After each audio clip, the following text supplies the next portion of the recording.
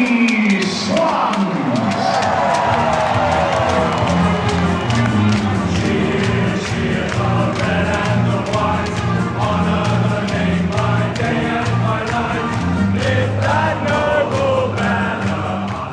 Welcome to a quick bevy with Swans fans, where each week Swans fans have 45 seconds to answer some burning bloods and footy-related questions over a quick bevy or two. Today we have a very special guest. Chris, can you please make the introduction?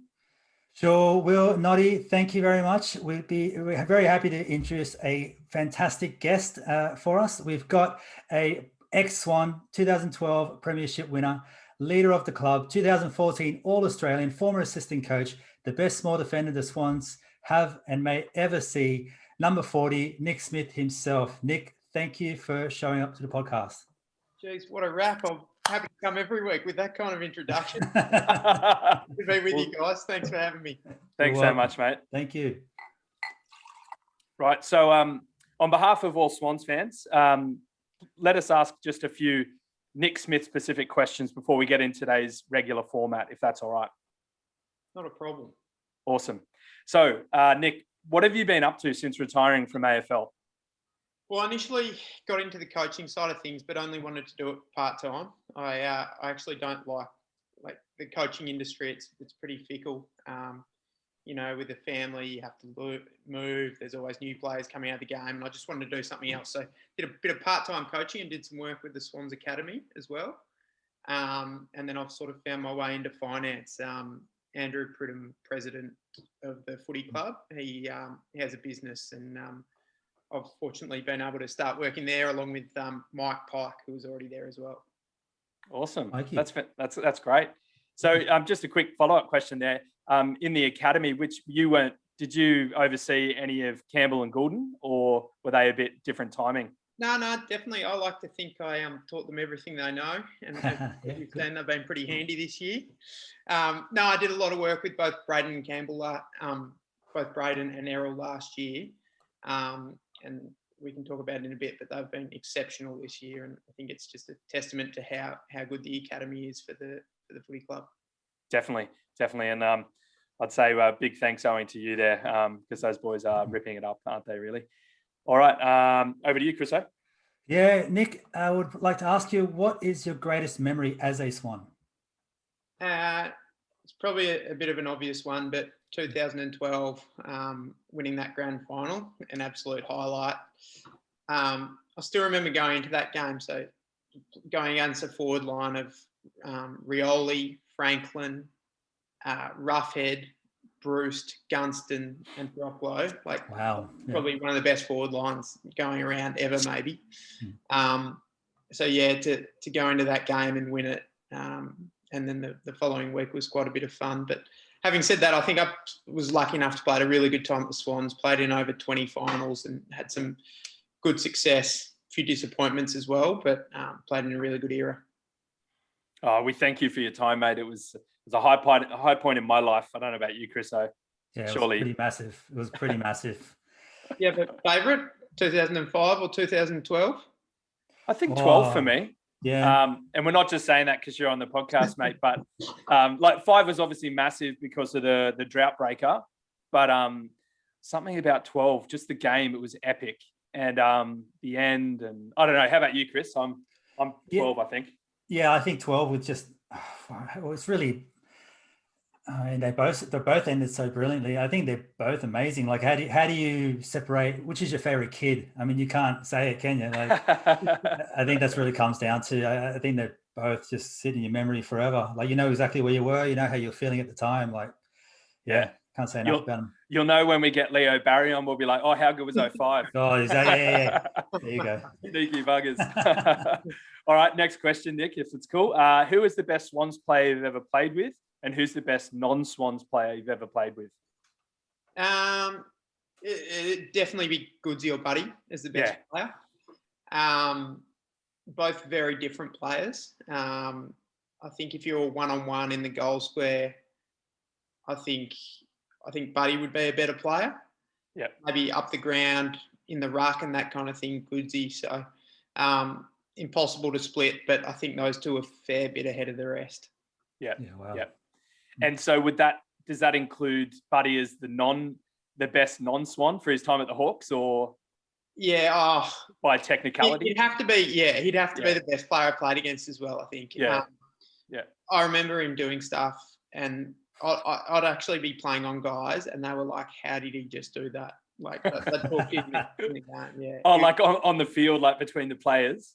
Yeah, like my opponent would be like, "How did he just do that?" We thought it was just us from the grandstand. If he's blowing his own players away, that's when you know we're doing something good. So that's unreal. That's so good. All right. Nick, question. How did you get the nickname Smooch? And what's the best nickname you've heard around? Smooch, first of all, is a really boring story. It's a hand-me-down. I used to play cricket with Amon Buchanan's brother. All right. And I got the name there because I had the last name Smith, and a bloke left who was called Smith before me. So it was a hand-me-down. So I feel like bad wasting the time on the podcast discussing that. Oh, not at all. Best one I've heard. Well, from the Swans, Alir, his nickname was Shandy. I love that one. Yeah. Great one. Actually, Chandelier. Nice. So yeah, that was one of the good ones at the Swans.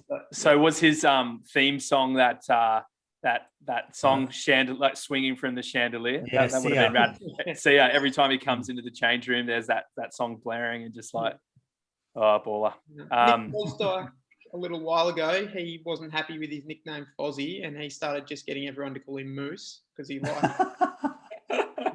Did that work? Did that work for him? Yeah. Wow, that's persuasive. You don't often get your mates to go along with what you want them to call you. So well played, Fozzie. I mean, sorry, Moose. It's unreal. Oh, well, thanks, mate. That's some real fantastic insight there for us, the Swans fans, and also the Swans fans watching on. We're going to get started on the regular format now. So I'll just remind everyone how it works. So you'll both have 45 seconds to answer the questions that we have after this. And with 5 seconds to go, I'll give you a warning bell. And it sounds like this. Sound of a can opening. So with that in mind, we'll jump straight into question 1. So JT from Coogee asks, do you think that coach succession works? And how would players react to it? Go for it. Please, Nick, kick us off. Okay. I think it's very specific to the circumstance. If we look at Collingwood, Malthouse coaches them to a premiership and then gets stood down and Buckley takes over. There's a little bit of sort of, I guess, friction between Buckley and Malthouse. Malthouse leaves. But then you look at the Swans, and so John Longmire does say, I think it was nearly 10 years apprenticeship as an assistant coach, works out his philosophies as a coach, what he stands for. He's in a system, and when I say it, like the Bloods culture, he understands the culture of the place. And it's a pretty easy transition as well. Probably has a bit more of a say in the earlier years about drafting and that kind of thing as well. So I've been wrapped up. I'll let Chris I might just let you keep going for the next one, because I was like, oh wow, that's awesome. All right, well, for the sake of the podcast, Chris, we'll go over to you, but we'll definitely give Nick some more time next time. Yeah, okay. Look, I feel like a bit of a jerk answering this question, considering we have some insight with us, Ruse Longmire. But I guess I can only answer from a fan's perspective. You want to see it's concerning, right? You have two coaches and you're hoping they're getting along, and you're looking over what's happening with Alistair and Sam Mitchell. And it doesn't look like it's going along well, or at least that's the reporting. And is the reporting correct or not? So, but I guess you look at the best case scenario, and it would probably be the Ruse Longmire transition, right? That'd be the one that everyone looks to say that one worked really well. And then Rusey went off and did one with Goodwin. And then, and you've got a couple others like Buckley and Malthouse that seem to have half a decent go at it. So from a fan's perspective, is it too bothersome having two coaches on the ground? Does it give the wrong impression? I think alongside the coaching comes really good communication from the board level and marketing to tell us what's happening and what the plan is, and to make sure the plan sticks. If there is any wavering of what's happening or the communication is not very clear, it makes fans seem really concerned of what's going on. And I think that's a big part of it for sure for us. Mate, that's 3. You owe us both a beer. Yeah, could you hear that? I was going nuts No. there. There was 3 of those. I couldn't hear it. Can you? All right. Well, No. I'm gonna have to get it closer to the mic. That's your No fault. You worries. owe me a beer. No. Oh, okay. That's how it works. All right. No worries. Question 2, and we'll go with Chris first, and then Nick second. Okay. Question 2: drawn games. What should be done with drawn games? Go for it, mate. Yeah, Steve-O on your podcast, Noddy, a bevy of bloods, did a really good job with the numbers. So there's been 162 draws in 125 seasons. So that's about 1.3 draws per season. Yeah. So in the last 10 years, there's been 13 draws, which is bang on average, 1.3 per season. I don't care. I think it's a really interesting part of the game. I know that if a grand final falls as a draw, they go to extra time now, and they will do that to find a winner. I'm more than happy for it to just fall as a draw. I think it's a fantastic part of the sport. Having 2 grand finals and the build up to both of them is incredible. So I reckon just leave it leave it as draws. I'm happy for draws to exist in the game. Yeah, nice one. Okay, over to you, Nick. Yeah, I'll probably sit on the other side of the fence. I think as a player, when you draw a game, it feels just as a loss almost. I think we saw a draw a week or 2 ago. Yeah, the D's and the Hawks. Yeah, and you hear the interviews after the game, and everyone is flat. Yeah. I think the fans at the ground also, it seems like they're a bit flat as well. So I think a good way would do it is 5 minutes each way. Imagine how intense that final 5 minutes each way would be, like for both fans and players as well. The only thing is, it's a long game as it is, 120 minutes or more. It's pretty taxing, and then to play an extra 5 each way. It adds a bit, but I think it would add to the spectacle for fans and good for the players to have a result. And if you think we follow those numbers that we've just heard, it's only probably going to be 1, max 2 games a year. So it ends up being like the bang for your buck game, if you want. I mean, it's tough on the players, as you mentioned, but it would certainly be a spectacle on the night, especially if it's 5 minutes each way. Yeah, absolutely. Yeah, awesome. Okay, all right, let's go on to question 3, and we'll start with Nick again first, and then go over to Chris for his. So question 3, Tyler from Florida, USA, asks, do you see us losing a game for the rest of this regular season? Go for it, Nick. Well, if we play our best, no. But the thing I learned in footy, and the boys got a bit of a taste of it on the weekend, like, you can be the best side in the competition if you rock up and think things are going to happen and aren't as intense. Anyone can roll you on the day. So, yes, we should win the next 5 games. Sorry, it doesn't mean we will. I think Essendon at Etihad will be a fair challenge. Yeah. But yeah, just hoping we can keep playing some good footy and have very few injuries going to finals, some good form, and who knows what can happen. Yeah, perfect on time. You nailed that. That was like you'd had media training or something, mate. That was no. We're all hopeful. Over to you, Chris. Yeah. So the next games are Dockers, Bombers, Saints, North, and Suns. Dockers we just lost to. The Bombers we just won to. The Saints was a decent win, but tight. North, you never know with North. They beat some of the good teams and then they lose the rest of the season.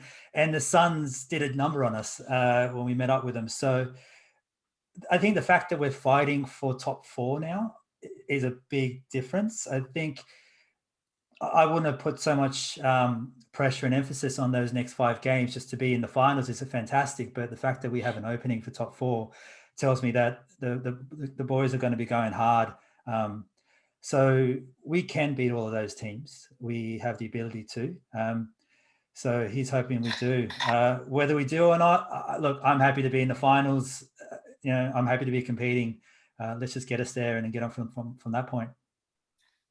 Yeah, definitely. I think that it's injury, and then obviously the hub, depending on how far we go, living like this or playing like this as we are. It's whether or not Horse can keep them all together as he has done, or the whole club has done so well up until now. All right, question 4, and we're going to go with Chris first, then Nick second. So more and more players are likely to miss games through exposure site enforced quarantine. So should all players be wrapped up in cotton wool to avoid the general public until the end of the season? Go for it, Chris. As fans, we want to see games, right? We're in isolation. We're bored as fuck. We need something. And all we do is talk footy. All I do is watch replays. I'm watching every bit of football that comes my way. Damo and Nat doing their podcasts and stuff, or anything that comes my way, I'm listening to it and watching it. So I really want to watch football. Having said that, the players are still human, right? They still have lives. They can't be cooped up, just only playing football. They've got to live their own lives as well. It's a long season, and it just makes it longer if we don't let them do anything. So I would love for us to throw good money at them for that they want for nothing and have a good time wherever they are, so that when they do have to play and get out there and play and be away from their families, it's not as hard. So I would like to see that. So yeah, yes, but throw cash at it. Let's get on with it. Over to you, Nick. I'm thinking along the same lines, Chris. It's a really sort of delicate balance between what happens here. I think, as with anyone in society, you got a job to do to support your family. If that requires you going away for a bit, well, you have to do what you have to do sometimes. Having said that, I think any personal circumstances like the birth of a child and that kind of thing, and coming home to see that, I completely side with the player if that's what they want to do. It's just a really difficult situation. Respect the player's wishes, but also think that, as someone with a job, sometimes you're required to do things that you necessarily don't want to do. Oh, perfect, on time again. Yeah, I agree with you both. It is a delicate matter, and obviously this is unprecedented. And it was something as simple as going to cheer on the Wallabies, and then we had those 4 key players out for us. Yeah, and I think just to jump in there quickly, I think we're all kind of saying that at the end of the day, if one of the players wants to go home, I don't think any fan should question it. Should be they go home. They want to go home. Let them go. Well, not at all. Yeah, me too. And in normal circumstances, it happened with the Saints the other day with Seb Ross and Membry, I think.